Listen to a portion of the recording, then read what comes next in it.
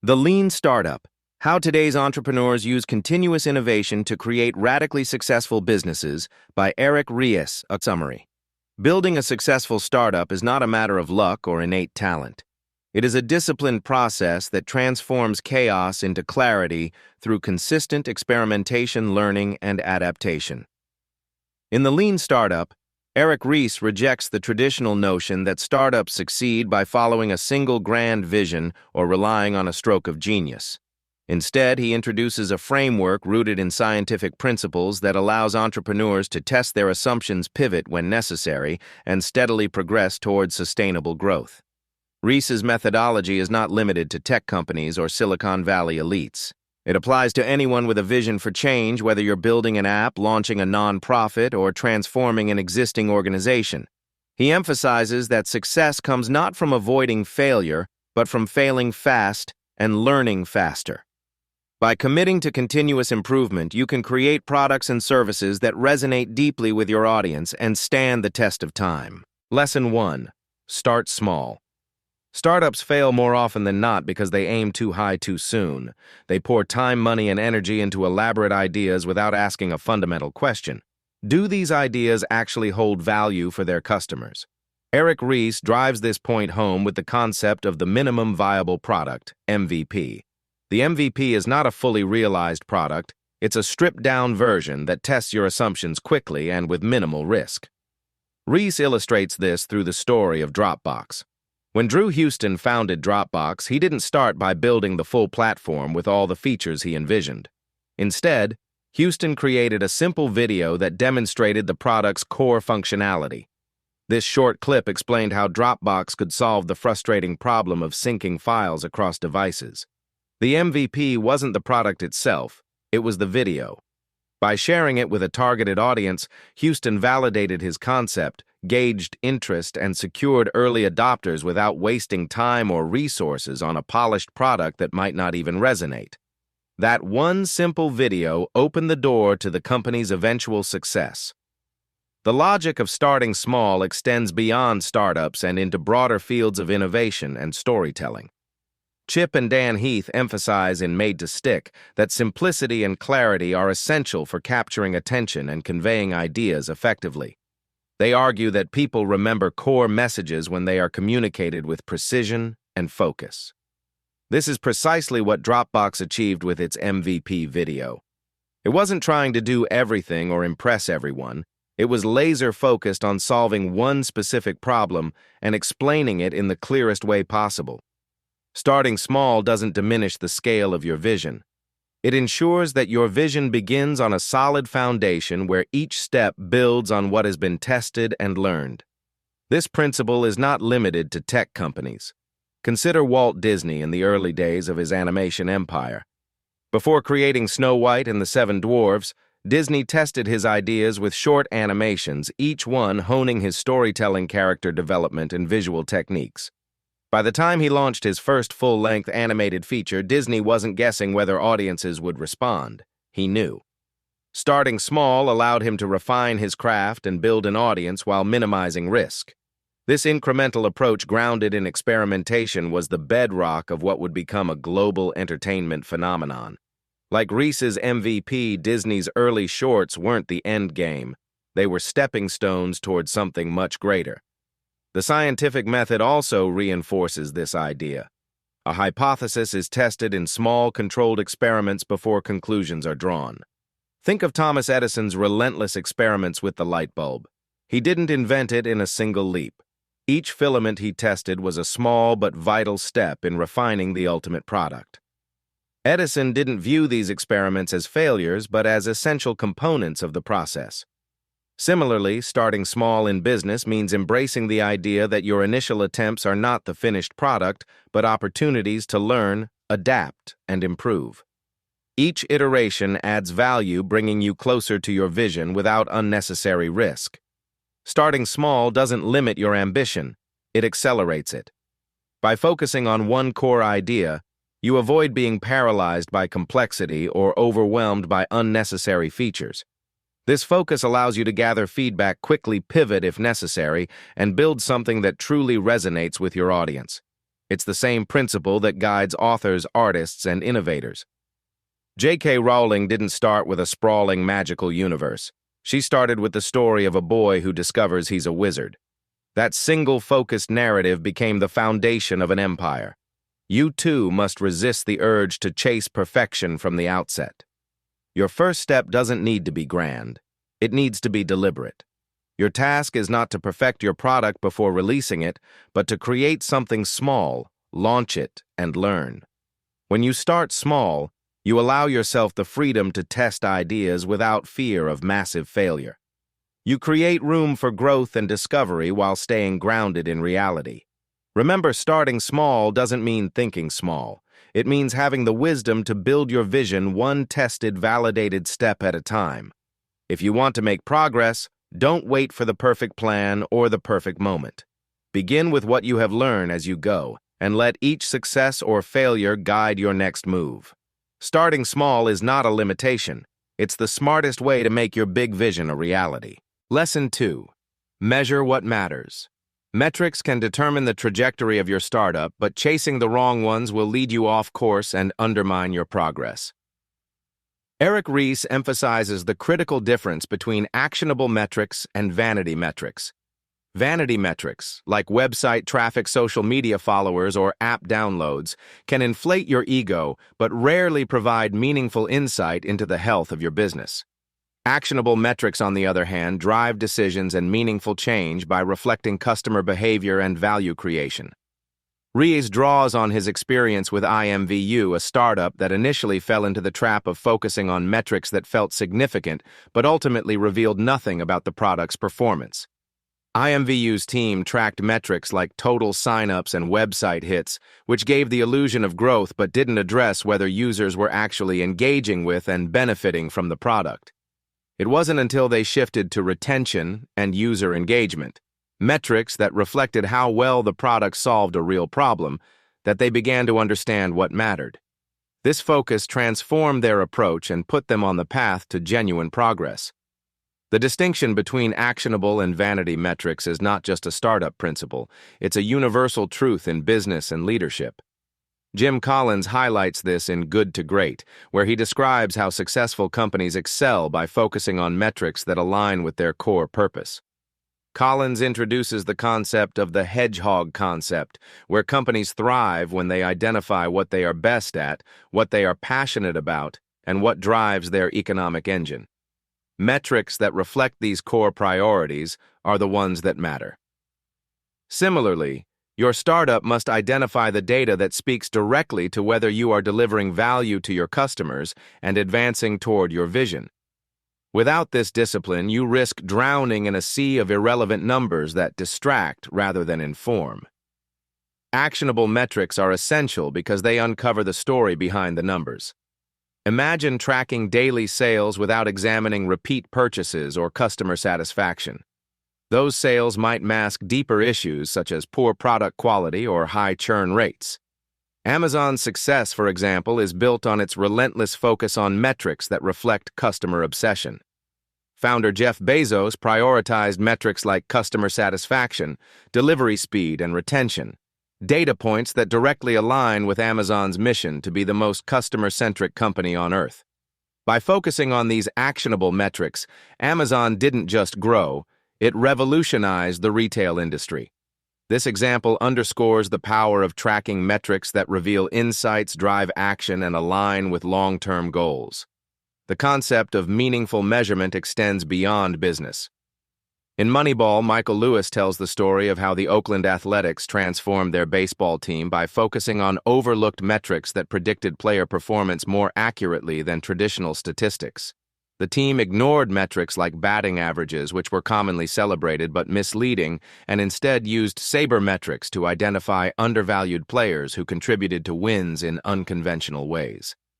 This data-driven approach allowed the team to compete with wealthier franchises, proving that success lies in measuring what matters, not what looks good on paper. Whether you're building a startup or managing a sports team, the principle is the same. Measure what drives success, not what strokes egos. You must also recognize that actionable metrics require clarity and accountability. Vanity metrics can often be manipulated to tell a comforting story, but actionable metrics force you to confront the truth. If your retention rate is low or your engagement is dropping, those numbers demand action. This accountability is uncomfortable but necessary. Leaders who prioritize actionable metrics make better decisions because their focus remains on creating value and solving real problems. In contrast, those who chase vanity metrics end up building castles on sand only to watch them crumble when reality catches up. To succeed, you must ask yourself whether the metrics you're tracking genuinely reflect the health and trajectory of your business. Vanity metrics may provide temporary satisfaction, but they won't guide you to long-term success. Focus instead on data that drives meaningful action, aligns with your vision, and uncovers whether your product or service is truly delivering value. Metrics should challenge you, inform your decisions, and act as a compass to guide your journey. Always remember, numbers that don't lead to action are just noise. Prioritize clarity, accountability, and alignment in everything you measure, and let actionable metrics become the foundation of your success. Lesson 3. Learn through feedback. The foundation of the lean startup methodology is the build, measure, learn cycle, a relentless process of creating, testing, and refining ideas through direct feedback. Ries argues that every iteration of your product must be designed with one purpose: to extract insights from real-world users. Feedback is not a nice-to-have, it is the lifeblood of innovation. Without it, you are operating in the dark, relying on assumptions that may have no connection to reality. Zappos provides an exceptional example of this principle in action. Before building a fully fledged e-commerce platform, founder Nick Swinmurn tested the most critical assumption: would people buy shoes online? Instead of developing complex infrastructure, Swinmurn simply posted photos of shoes he didn't yet own. When a customer placed an order, he would buy the shoes from a local store and ship them himself. This low-risk experiment didn't just validate his idea, it generated a stream of real-world feedback that informed Zappos' early strategy. By listening to what worked and what didn't, the company avoided wasting time and resources, instead building a model that aligned perfectly with customer expectations. This iterative approach aligns with the scientific method, where hypotheses are tested, results analyzed, and conclusions used to guide the next experiment. It's a disciplined way of turning uncertainty into knowledge. Think of Thomas Edison, who tested thousands of materials for his light bulb filaments. Each failed attempt wasn't a setback, it was data. Edison famously remarked that he hadn't failed, he had discovered thousands of ways that didn't work. Like Edison, you must embrace feedback as part of the process, not a commentary on your worth or intelligence.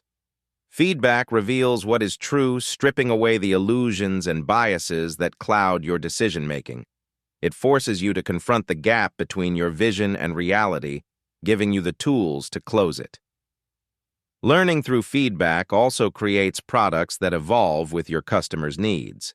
Companies that fail to listen stagnate, building products for a world that no longer exists.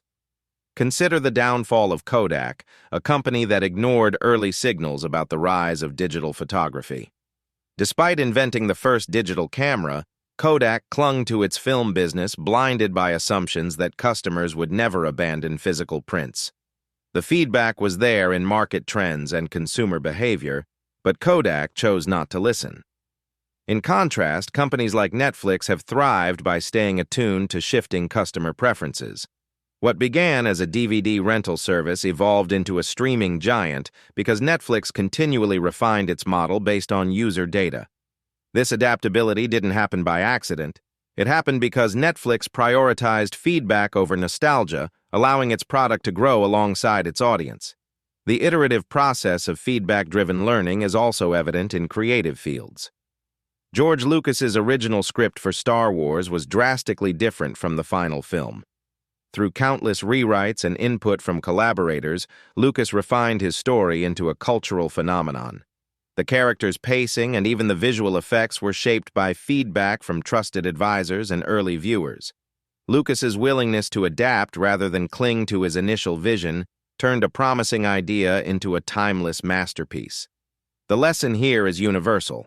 Feedback isn't criticism, it's the blueprint for improvement. Avoid the trap of designing in isolation. Too many entrepreneurs and creators fall in love with their ideas, shielding them from external input out of fear of rejection. This approach guarantees failure because it ignores the very people you aim to serve. Seeking feedback early and often doesn't just improve your product, it builds trust and engagement with your audience. When customers feel heard, they become your advocates, providing the insights and support you need to succeed. Feedback isn't a one-time event. It's an ongoing conversation. Each iteration should bring you closer to solving your customers' problems and exceeding their expectations.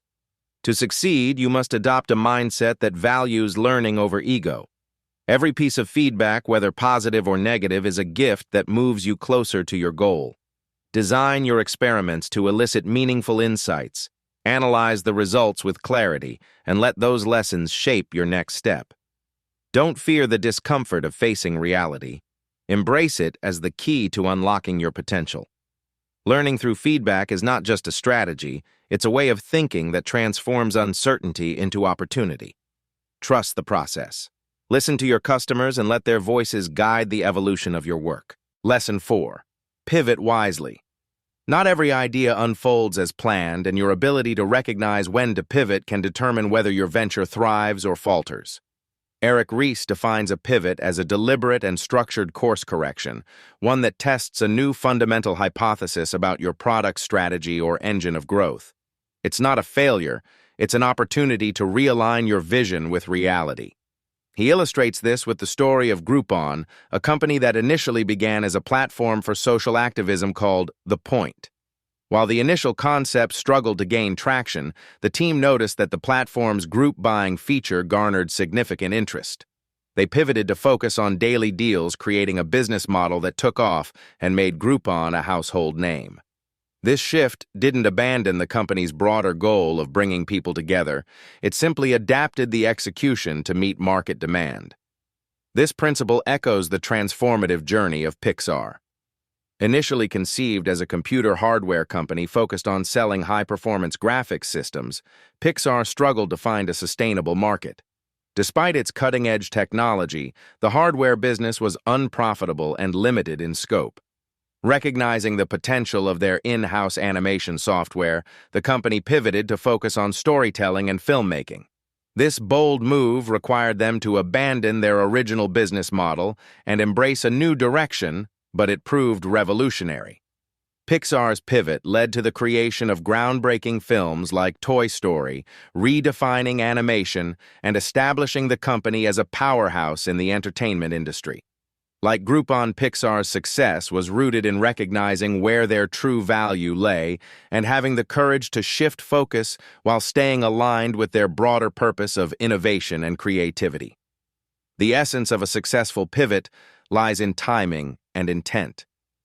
Pivoting isn't about abandoning your vision. It's about refining your path to achieve it. If you cling too long to a failing strategy, you risk wasting resources and missing opportunities. Yet pivoting prematurely without gathering sufficient evidence can lead to chaos and fragmentation. This balance is critical, and it requires both intuition and disciplined analysis. Consider Netflix's pivot from DVD rentals to streaming. The company observed the rise of digital consumption and recognized that physical DVDs would eventually become obsolete. By investing in streaming technology early, Netflix not only adapted, but also positioned itself as a leader in the industry. Their pivot wasn't a response to failure, it was a proactive recalibration that ensured their relevance and dominance. Pivots are also deeply connected to the concept of resilience. In Man's Search for Meaning, Viktor Frankl describes how purpose and adaptability are essential for enduring and thriving in the face of hardship. While his context was far removed from business, the underlying principle applies. The ability to adjust your approach while staying anchored to your core mission is what enables long-term success. A pivot is not a sign of weakness or defeat. It's a demonstration of strength and clarity. It shows that you are willing to learn from reality rather than stubbornly clinging to your initial assumptions. The fear of pivoting often stems from the misconception that it means giving up. It doesn't. A pivot is an acknowledgement that your current strategy is untenable and a commitment to explore a new direction with intention. Too many entrepreneurs and leaders equate persistence with rigidity, but true persistence lies in your determination to succeed, not in your attachment to a particular method. You must learn to detach from your ego and focus on what works. This doesn't mean abandoning your vision, but refining it based on what you learn along the way. To pivot wisely, you must first recognize when change is necessary. This requires ruthless honesty about what's working and what's not. Use data feedback and intuition to assess your situation objectively. Then identify a new direction that aligns with your overarching mission and offers a path forward. Execute the pivot with clarity and conviction, communicating your vision to your team and stakeholders so that everyone understands the purpose behind the shift. Most importantly, stay committed to the process of learning and adapting. A pivot is not a one-time event. It's part of an ongoing journey to align your efforts with the realities of the market and the needs of your audience. Pivots are inevitable if you aim to innovate and push boundaries. They are not setbacks, but stepping stones toward achieving something extraordinary. Embrace the uncertainty of change and trust that each pivot brings you closer to your ultimate goal. The courage to pivot is the courage to succeed, and by staying flexible yet focused, you ensure that your work remains relevant, impactful, and aligned with your purpose. Lesson 5. Embrace experimentation. At the heart of the lean startup methodology lies a commitment to experimentation, a disciplined approach to uncovering truth by testing hypotheses rather than relying on assumptions or guesswork. Ries insists that every decision you make should be framed as an experiment. This mindset liberates you from the paralysis of perfectionism and allows you to take bold steps toward innovation. Experimentation is not a chaotic or reckless endeavor. It is a structured and deliberate process that transforms uncertainty into actionable insights. Amazon is a masterclass in this approach. From its inception, Amazon has embedded experimentation into its culture. When Jeff Bezos introduced the Kindle, it wasn't a gamble. It was the result of countless iterations and learnings from customer feedback. The same holds true for Amazon Prime, a concept that was initially met with skepticism even within the company. Yet by testing and refining its value proposition, Amazon created a service that not only revolutionized e-commerce, but also reshaped customer expectations across industries. Experimentation thrives in an environment where failure is informative, not catastrophic.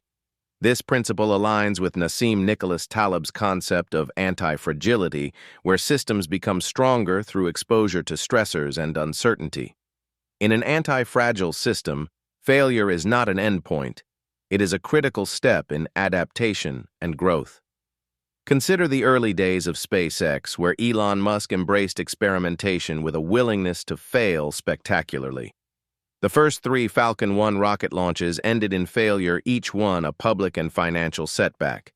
Yet Musk viewed these failures as essential learning opportunities. By rigorously analyzing what went wrong and applying those lessons, SpaceX achieved success on the 4th launch. This victory wasn't just about saving the company, it was a testament to the power of experimentation and the resilience it cultivates.